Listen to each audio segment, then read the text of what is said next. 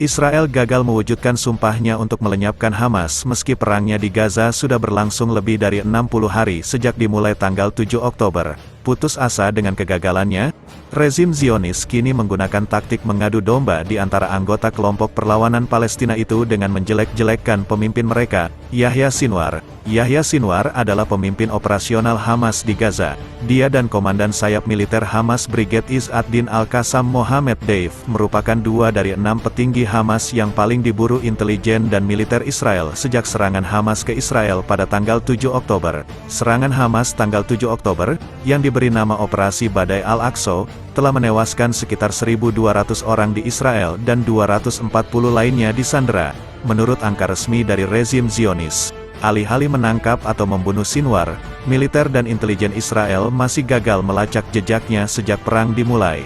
Badan Intelijen Dalam Negeri Israel, Shin Bet, sekarang mengeklaim tak ada satupun warga Gaza yang mendukung Sinwar. Klaim itu, menurut Shin Bet, berasal dari pengakuan mantan Menteri Komunikasi Hamas Yosef Almansi kepada interogator Badan Intelijen Zionis tersebut.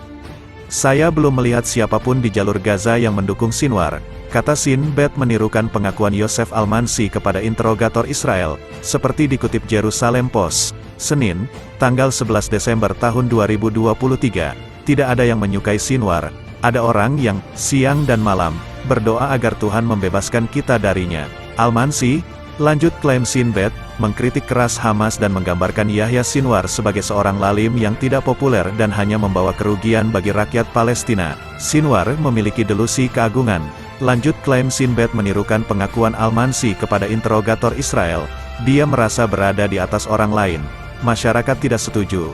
"Saya belum melihat siapapun di jalur Gaza yang mendukung Sinwar," masih menurut klaim Shin Bet dengan menirukan pengakuan Almansi kepada interogator. Pencapaian Hamas adalah pembunuhan dan penghancuran lebih dari 60% bangunan, infrastruktur, jalan, dan fasilitas umum.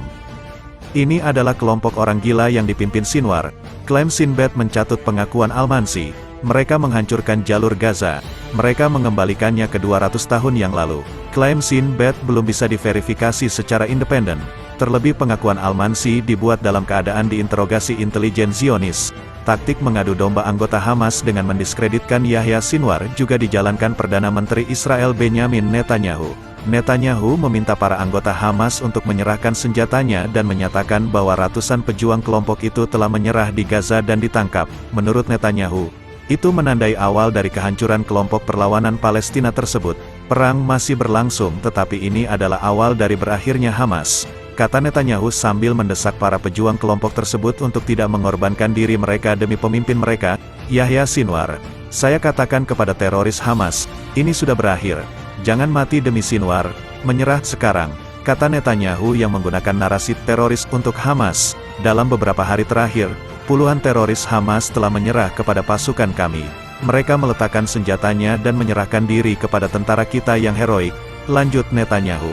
Netanyahu telah berkali-kali bersumpah untuk melenyapkan Hamas sejak perang di Gaza dimulai tanggal 7 Oktober.